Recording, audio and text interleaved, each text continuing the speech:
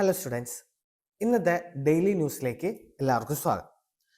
ഇന്നത്തെ മേജർ ആയിട്ടുള്ള newses first one India U S trade ഡീലാണ്. രണ്ടാമത് വന്ന് ഇന്ത്യ ചൈന ഡയലോഗ്സ് ആണ് ബോർഡർ ഇഷ്യൂ റിലേറ്റ് ചെയ്തിട്ട്. അതോടൊപ്പം തന്നെ തേർഡ് വൺ വരുന്നത് ചൈനയുടെ ഒരു ട്രൈലാറ്ററൽ നെക്സസ് ആണ്. ഫോർത്ത് വൺ സപ്ലിമെന്ററി അവാർഡ്, ഇന്ത്യക്കെതിരെ ഒരു അവാർഡ് ഇന്റർനാഷണൽ കോർട്ട് ഓഫ് ആർബിട്രേഷനിൽ നിന്ന് ഉണ്ടായിരുന്നു, അതിന്റെ ന്യൂസ് ആണ്. ഫിഫ്ത്ത് വൺ ആസാമും മിസോറാമും ഇല്ലീഗൽ മൈഗ്രേഷൻ തടയാനായിട്ട് ചെയ്യുന്ന സ്റ്റെപ്പുകളെ കുറിച്ചാണ്. അപ്പൊ നമുക്ക് ഓരോ ന്യൂസസും ഡീറ്റെയിൽഡ് ആയിട്ട് നമുക്ക് നോക്കാം. First one, India U S trade deal by July 8 ആണ്. എന്താണ് summary of the news? Indian negotiators current U എസിലുണ്ട്. അവരൊരു മിനി ട്രേഡ് ഡീൽ നടത്തിയെടുക്കാനുള്ള പ്ലാനിലാണ്. ഏതിനെ റിലേറ്റ് ചെയ്തിട്ടാണ്? ജൂലൈ 8 മുമ്പാണ്. എന്തുകൊണ്ടാണ് അത്?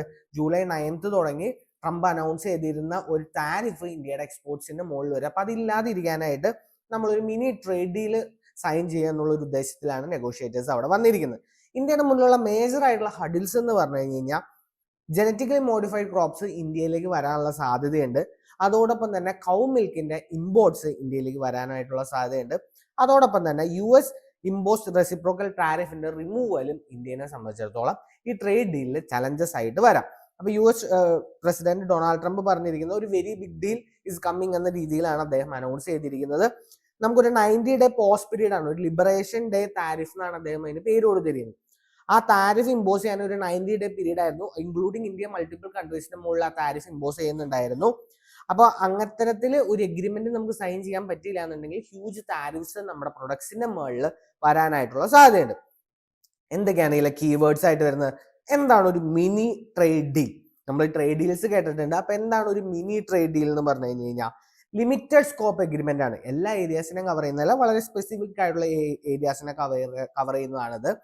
യൂഷ്വലി ഇത് ഒരു കോംപ്രിഹെൻസീവ് ഫ്രീ ട്രേഡ് എഗ്രിമെന്റിന്റെ ഒരു പ്രെഡിസിസർ ആണിത്. ഒരു കോംപ്രിഹെൻസീവ് ഫ്രീ ട്രേഡ് എഗ്രിമെന്റിലേക്ക് പോകുന്നതിന്റെ പ്രെഡിസിസർ ആയിട്ട് വരുന്നതാണ് എന്ത്? മിനി ട്രേഡ് ഡീൽ എന്ന് പറയുന്നത്. ഇനി എന്താണ് റെസിപ്രോക്കൽ ടാരിഫ്? 26% ഇന്ത്യയുടെ ഇന്ത്യ എക്സ്പോർട്ട് ചെയ്യുന്ന യു എസ് ഇമ്പോർട്ട് ചെയ്യുന്ന ഗുഡ്സിന്റെ മുകളിൽ താരിഫ് അവർ ചുമത്താനായിട്ട് തീരുമാനിച്ചു. ഇതാണ് റെസിപ്രോക്കൽ ടാരിഫ് എന്നുകൊണ്ട് ഉദ്ദേശിക്കുന്നത്. അപ്പൊ എന്ത് പറ്റും? യു എസ് ഇൻഡോ ട്രേഡിൽ കൃത്യമായിട്ടുള്ള ടെൻഷൻസ് ഉണ്ടാവും. ഇന്ത്യയുടെ എക്സ്പോർട്സിനെ കൃത്യമായിട്ട് അഫക്ട് ചെയ്യാനായിട്ടുള്ള സാധ്യതയുണ്ട്.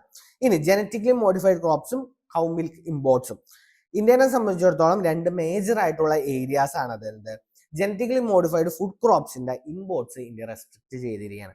അതോടൊപ്പം തന്നെ കൗ മിൽക്കിന്റെ ഇമ്പോർട്ട്സും ഇന്ത്യയിലെ ഫാമേഴ്സിനെ അഫക്ട് ചെയ്യുമെന്നതുകൊണ്ട് അതിന്റെയും ഇമ്പോർട്ട്സ് പല രീതിയിൽ ഇന്ത്യ താരിഫ് ഏർപ്പെടുത്തി തടഞ്ഞിരിക്കുകയാണ്. ഇനി എന്താണ് liberation day tariffs? Trump announce ചെയ്താണ് 2024 ഓൺ ഇമ്പോർട്ട്സ് ഫ്രം മൾട്ടിപ്പിൾ കൺട്രീസിൽ നിന്ന് യു എസിലേക്കുള്ള ഇമ്പോർട്ട്സിന്റെ പുറത്ത് ട്രംപ് അനൗൺസ് ചെയ്ത താരിഫുകളെയാണ് നമ്മൾ ലിബറേഷൻ ഡേ താരിഫ്സ് എന്ന് പറയാം. ഇനി മെയിൻസ് പെർസ്പെക്റ്റീവിലാണല്ലോ GS2 IR India U S trade relations, GS3 എക്കോണമിയെ സംബന്ധിച്ചിടത്തോളം താരിഫും ട്രേഡ് ഡീൽസും, GS3 അഗ്രികൾച്ചർ ജനറ്റിക്കലി മോഡിഫൈഡ് ക്രോപ്സും കൗ മിൽക്കിന്റെ ഇമ്പോർട്ട്സും. ഇതാണ് മെയിൻസ് പെർസ്പെക്റ്റീവിൽ ഈ ന്യൂസിനെ നമ്മൾ അനലൈസ് ചെയ്യാം. ഇനി അടുത്ത ന്യൂസ് എന്താണ്? India China to continue dialogue on border issues. നമുക്കറിയാം SCO സമ്മിറ്റ് നടന്നുകൊണ്ടിരിക്കുകയാണ്. ആ സമ്മിറ്റിന്റെ സൈഡ് ലൈൻസിൽ എന്തുണ്ടായിരുന്നു? ഇന്ത്യ ചൈന ഡിഫൻസ് മിനിസ്റ്റേഴ്സ് തമ്മിൽ ഒരു മീറ്റിംഗ് ഉണ്ടായിരുന്നു. ബോർഡർ ഇഷ്യൂസ് കണ്ടിന്യൂ ചെയ്യാതിരിക്കാനായിട്ട് ഡയലോഗിലൂടെ അതെങ്ങനെ സോൾവ് ചെയ്യാം എന്ന രീതിയിലാണ് അവർ സംസാരിച്ചത്. എന്തൊക്കെയാണ് നമ്മൾ സംസാരിച്ചത്? ഒരു സ്പെഷ്യൽ റെപ്രസെന്റേറ്റീവ് ടോക്ക് വേണം. അതോടൊപ്പം തന്നെ ട്രസ്റ്റ് ഡെഫിസിറ്റ് ഉണ്ടായിരിക്കുന്നത് നമുക്ക് സോൾവ് ചെയ്യാനായിട്ടുള്ള ഇഷ്യൂസ് വേണം. അതോടൊപ്പം തന്നെ 75th ആനിവേഴ്സറി ആണ് ഇന്ത്യ ചൈന റിലേഷൻഷിപ്പിന്റെ. അതിന്റെ ആനിവേഴ്സറി പ്രമാണിച്ച് അവരുടെ ഒരു കൈലാഷ് മാനസരോവർ യാത്ര നമ്മൾ ഗൽവാൻ ഇഷ്യൂവിന്റെ സമയത്ത് നിർത്തിവെച്ചിരിക്കുകയായിരുന്നു. അതിന്റെ ഒരു റീസ്റ്റാർട്ടും ഇതോടൊപ്പം തന്നെ നമുക്ക് കാണാം. ഇനി എന്തൊക്കെയാണ് പ്രിലിംസിലേക്ക് വരുമ്പോൾ നോക്കേണ്ടത്? SCO defence meats. First one SCO definitely നമ്മൾ നോക്കണം. അതോടൊപ്പം തന്നെ SCO ഡിഫൻസ് മിനിസ്റ്റേഴ്സ് മീറ്റിംഗ് എന്താണ്, അത് എവിടെയാണ് സംഭവിച്ചത്, എന്താണ് അതിന്റെ റെലവൻസ് ആയിട്ട് വരുന്നത്. പിന്നെ ഇന്ത്യ ചൈന ബോർഡർ ഡയലോഗ്, അതിൽ നമുക്ക് യൂസ് ചെയ്യാൻ പറ്റുന്ന മെയിൻസിലേക്ക് വരാണെങ്കിലും പ്രിലിംസിലേക്ക് വരികയാണെങ്കിലും ഫോക്കസ് ഓൺ ഡിസ്എൻഗേജ്മെന്റ്, ഡിസ്എസ്കലേഷൻ ആൻഡ് ഡീലിമിറ്റേഷൻ. ഇതാണ് എന്ത്? ഇന്ത്യ ചൈന ബോർഡർ ഇഷ്യൂവിൽ നമുക്ക് കൃത്യമായിട്ട് എടുക്കാനുള്ള സ്റ്റാൻസ് ആയിട്ട് വരുന്നത്. Focus on disengagement, deescalation and delimitation. ഇനി ഓപ്പറേഷൻ സിന്ദൂർ എന്താണെന്ന് നമ്മൾ കൃത്യമായിട്ട് ഇന്ത്യ ചൈന ടോക്സിൽ കൃത്യമായിട്ട് വിശദീകരിച്ചിട്ടുണ്ടായിരുന്നു. എന്തായിരുന്നു അത്? നമ്മുടെ ഇന്ത്യയുടെ കൗണ്ടർ ടെററിസം ഓപ്പറേഷൻ ആയിരുന്നു. അതോടൊപ്പം തന്നെ 2020 സ്റ്റാൻഡ് ഓഫ് നമുക്കറിയാലോ, ഗൽവാൻ ഇഷ്യൂവിനെ സംബന്ധിച്ചെടുത്തിട്ട് നമ്മളൊരു ഏകദേശം 1 or 2 year ഒരു സ്റ്റാൻഡ് ഓഫ് പീരീഡും ഉണ്ടായിരുന്നു. ഇതും പ്രിലിംസിലേക്ക് വരുമ്പോൾ ഇമ്പോർട്ടൻ്റ് ആണ്. ഇനി മെയിൻസ് പെർസ്പെക്റ്റീവിലോ ഇന്റർനാഷണൽ റിലേഷൻസിൽ ഇത് പറയാനായിട്ട് പറ്റും. India China border relations, bilateral ഡിപ്ലോമസിയിൽ, GS3 സെക്യൂരിറ്റിയുടെ അടിയിലും പറയാം, cross border terrorism, strategic border മാനേജ്മെന്റും, GS2 അഗെയിൻ ബയലാറ്ററൽ റിലേഷനിലും ഈ ടോപ്പിക് നമുക്ക് പറയാനായിട്ട് പറ്റും. ഇനി അടുത്ത news, a China led trilateral nexus as India faces a new challenge. എന്താണ് പുതിയൊരു trilateral nexus? China, Pakistan and Bangladesh അവര് ഒരു ഫസ്റ്റ് ട്രൈലാറ്ററൽ മീറ്റിംഗ് നടത്തുകയുണ്ടായി. എവിടെയാണ്? റീജിയണൽ എൻഗേജ്മെന്റ് വളർത്തുക എന്ന രീതിയിലാണ് അവർ ആ ട്രൈലാറ്ററൽ മീറ്റിംഗ് ചൈനയിൽ കണ്ടക്ട് ചെയ്തത്. ഇതിനു മുമ്പ് ഒരു ട്രൈലാറ്ററൽ മീറ്റിംഗ് ഇതുപോലെ ഉണ്ടായിരുന്നു. അതിൽ ചൈന, പാകിസ്ഥാൻ, അഫ്ഗാനിസ്ഥാൻ ആയിരുന്നു. So China Pakistan economic corridor extend ചെയ്യുക എന്നതായിരുന്നു ആ മീറ്റിംഗിന്റെ ഉദ്ദേശം. ഇവിടെ വരുന്നത് ഇന്ത്യയെ സംബന്ധിച്ചിടത്തോളം പുതിയൊരു ട്രൈലാറ്ററൽ നെക്സസ് സൗത്ത് ഏഷ്യയിൽ ഫോം ചെയ്യാണ്. അത് ഇന്ത്യയുടെ നൈബറിംഗ് കൺട്രീസിനെ വെച്ചിട്ട് ചൈനയാണ് അത് ഫോം ചെയ്യുന്നതുകൊണ്ട് തന്നെ ഇന്ത്യക്ക് ഒരു പക്ഷേ പുതിയൊരു ചലഞ്ച് അറൈസ് ചെയ്യാനായിട്ടുള്ള ഒരു ചാൻസ് ഉണ്ട്. ഇനി ചൈനയെ സംബന്ധിച്ചിടത്തോളം ചൈനയ്ക്കും നമ്മുടെ റീജിയണൽ കണക്ടിവിറ്റിയിൽ അല്ലെങ്കിൽ റീജിയണൽ സ്പേസിൽ അത്ര സുഖകരമായിട്ടുള്ള ഏരിയ അല്ല ഇപ്പൊ നടന്നുകൊണ്ടിരിക്കുന്നത്. എന്തൊക്കെയാണ്? മാൽദീവ്സില് പ്രസിഡന്റ് ഇന്ത്യ ആയിട്ട് റീ എൻഗേജ് ചെയ്യുന്നുണ്ട്. നേപ്പാളില് BRI പ്രൊജക്ട്സ് ഫണ്ടിങ് ലാക്ക് ചെയ്യുന്നുണ്ട്. അതോടൊപ്പം തന്നെ ശ്രീലങ്കയുടെ പുതിയ പ്രസിഡന്റ് ഇന്ത്യ ആയിട്ട് കുറച്ചുകൂടി ക്ലോസ് ആവുന്നുണ്ട്. ബംഗ്ലാദേശിലാണെങ്കിൽ പാകിസ്ഥാൻ ഇഷ്യൂസ് ക്രിയേറ്റ് ചെയ്യാനായിട്ട് ശ്രമിക്കുന്നുണ്ട്. അപ്പൊ ഈ രീതിയിൽ ചൈനയെ സംബന്ധിച്ചിടത്തോളം സൗത്ത് ഏഷ്യൻ ബ്ലോക്കിൽ ഒരു സെറ്റ് ബാക്ക് അവർ ഫേസ് ചെയ്യുന്നുണ്ട്. ഇനി പ്രിലിംസിലേക്ക് വന്നാലോ, ചൈന പാകിസ്ഥാൻ ട്രൈലാറ്ററൽ ഡിപ്ലോമസി എന്താണ്? രണ്ട് രീതിയിലാണ്, China, Pakistan and Bangladesh. Second one China, Pakistan and Afghanistan. ഇത്തരത്തിൽ ഒരു ട്രൈലാറ്ററൽ ഡിപ്ലോമസിയിലേക്ക് അവർ പോകുന്നുണ്ട്. ചൈന പാകിസ്ഥാൻ ആക്സിസ് നമുക്കറിയാം. ചൈനയെ സംബന്ധിച്ചിടത്തോളം അവരുടെ 80% ആയിട്ടുള്ള ആംസ് ആയാലും ഒരു 29+ ബില്യൺ ഡെപ്റ്റ് ആയാലും അത് വരുന്നത് ചൈനയിൽ നിന്നാണ്. അതുകൊണ്ട് തന്നെ ഒരു സ്ട്രാറ്റജിക് അലൈൻമെന്റ് പാകിസ്ഥാന് ചൈനയിലേക്ക് ഉണ്ട്. പിന്നെ നമ്മൾ ഡെഫിനറ്റ്ലി ഓപ്പറേഷൻ സിന്ദൂർ നമ്മൾ ഓൾറെഡി നോക്കിയതാണ്. ഇനി സൗത്ത് ഏഷ്യൻ ബാലൻസിങ് ആണ് നമ്മളിപ്പോൾ പറഞ്ഞത്. ചൈന ഫേസ് ചെയ്യുന്ന സെറ്റ് ബാക്സും ഇന്ത്യ ആയിട്ട് എൻഗേജ് ചെയ്യുന്ന കൺട്രീസും. ഇത് രണ്ടും എന്താണ്? പ്രിലിംസ് പെർസ്പെക്റ്റീവിലും മെയിൻസ് പെർസ്പെക്റ്റീവിലും ഇമ്പോർട്ടൻ്റ് ആണ്.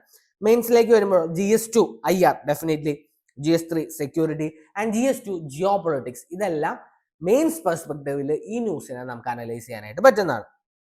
ഇനി അടുത്തത്, India rejects supplementary award and Krishnaganga and Ratle hydro electric project. എന്താണ് നമുക്ക് നോക്കാം. ഒരു ഇന്റർനാഷണൽ കോർട്ട് ഓഫ് ആർബിട്രേഷൻ കൃഷ്ണഗംഗയും Ratle hydro electric project Jammu and കാശ്മീരിൽ ഇന്ത്യ കണ്ടക്ട് ചെയ്യുന്ന പ്രൊജക്ട് ആണ്. അതിനെതിരെ ഒരു അവാർഡ് പ്രഖ്യാപിച്ചു, ഒരു വിധി വന്നിട്ടുണ്ടായിരുന്നു. ഇന്ത്യ അതിലെടുത്തിരിക്കുന്ന സ്റ്റാൻഡ് എന്ന് പറഞ്ഞാൽ ഇന്ത്യ കംപ്ലീറ്റ്ലി അതിനെ റിജക്ട് ചെയ്തിരിക്കുകയാണ്. അതിന് ഇന്ത്യ സ്റ്റേറ്റ് ചെയ്തിരിക്കുന്ന റീസൺ എന്ന് പറഞ്ഞു കഴിഞ്ഞാൽ ഇന്റർനാഷണൽ കോർട്ട് ഓഫ് ആർബിട്രേഷനെ ലീഗാലിറ്റീനെ ഇന്ത്യ ഒരിക്കലും ആക്സെപ്റ്റ് ചെയ്തിട്ടില്ല. അതുകൊണ്ട് തന്നെ ഇതിനെ കൃത്യമായിട്ട് ഇന്ത്യ കാറ്റഗറിക്കലി റിജക്ട് ചെയ്തിരിക്കുന്നതാണ്. ഇന്ത്യ ഈ റിജക്ഷൻ വരുന്നത് പഹൽഗാം അറ്റാക്കിന് ശേഷമാണ്. ഇന്ത്യസ് വാട്ടർ ട്രീറ്റി തടഞ്ഞു വെച്ചിരിക്കുന്ന കാര്യം നമുക്ക് കൃത്യമായിട്ട് അറിയാം, അല്ലെങ്കിൽ ട്രീറ്റി ഒബ്ലിഗേഷൻ സസ്പെൻഡ് ചെയ്തിരിക്കുകയാണ്. അപ്പൊ പാകിസ്ഥാൻ എന്ത് ചെയ്തിരുന്നു? പാകിസ്ഥാന്റെ ഒരു യൂണിലാറ്ററൽ ആക്ഷൻ ആയിരുന്നു ഡിസൈൻ റിലേറ്റഡ് ഒബ്ജക്ഷൻ ആയിട്ട് 2016 കോർട്ട് ഓഫ് ആർബിട്രേഷൻ സെറ്റ് ചെയ്യാനായിട്ട് പറഞ്ഞിരുന്നു വേൾഡ് ബാങ്കിനോട്. ആ രീതിയിലാണ് ഈ കോർട്ട് ഓഫ് ആർബിട്രേഷൻ വന്നിരിക്കുന്നത്. ഇന്ത്യ പറയുന്നത് ഇതിനൊരു ലീഗൽ സ്റ്റാൻഡിംഗ് ഇല്ല. ഈ റൂളിങ്ങിനെ സംബന്ധിച്ചിടത്തോളം യാതൊരു ലീഗൽ സ്റ്റാൻഡിങ്ങും ഇല്ല എന്നതാണ് ഇന്ത്യയുടെ കൃത്യമായിട്ടുള്ള നിലപാട്. ഇനി എന്താണ് Indus water treaty? World Bank mediate ചെയ്ത് ഇന്ത്യയും പാകിസ്ഥാനും തമ്മിൽ ഇൻഡസ് റിവേഴ്സിന്റെ ഡിസ്ട്രിബ്യൂഷൻ ആണ്. ഏതൊക്കെ റിവേഴ്സ് ആണ് ഇന്ത്യക്ക് അലോക്കേറ്റ് ചെയ്തിരിക്കുന്നത്? റവി, ബീസ് ആൻഡ് സത്ലജ്.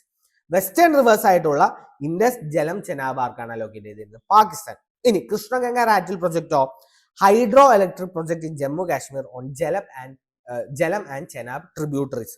അത് പാകിസ്ഥാനാണ് അതിന് ഒബ്ജക്ഷൻ റേസ് ചെയ്തിരുന്നത്. ഇനി എന്താണ് court of arbitration?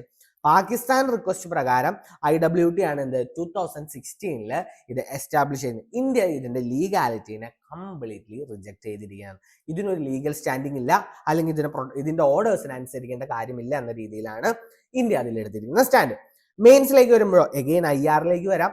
GS3 environment and infrastructure. നമ്മൾ ഒരു ഹൈഡ്രോ ഇലക്ട്രിക് പ്രൊജക്ട് ആണ് ജമ്മു ആൻഡ് കാശ്മീർ പറയുന്നത്. അപ്പോൾ ഒരു പക്ഷേ ഇൻഫ്രാസ്ട്രക്ചറിലേക്കും നിന്ന് കണക്ട് ചെയ്യാം. Obviously GS2 polity and international law. നമ്മൾ കോർട്ട് ഓഫ് ആർബിട്രേഷൻ റോളിലേക്ക് വരുമ്പോൾ. ഇനി അടുത്ത news, Assam and Mizoram draft rules to curb illegal migration. എന്താണ്? രണ്ട് നമ്മുടെ north eastern border സ്റ്റേറ്റുകളാണ്.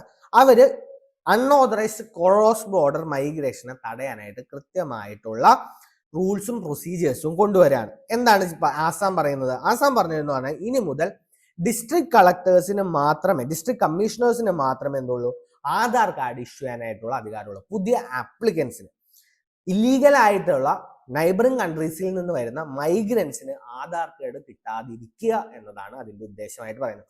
Already Assam 100% Aadhaar coverage claim ചെയ്തിരിക്കുക, എല്ലാവർക്കും ആധാർ ഉണ്ടെന്നുള്ള രീതിയിൽ ക്ലെയിം ചെയ്തിരിക്കുക.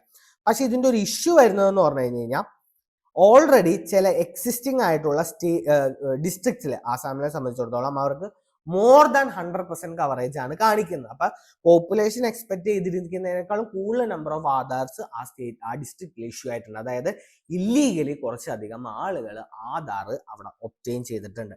അപ്പോൾ അതുകൊണ്ട് തന്നെ എന്താണ്, ഇന്ത്യനെ സംബന്ധിച്ചിടത്തോളം അല്ലെങ്കിൽ ആസാമിനെ സംബന്ധിച്ചിടത്തോളം അതൊരു ഇറഗുലാരിറ്റി ആണ്.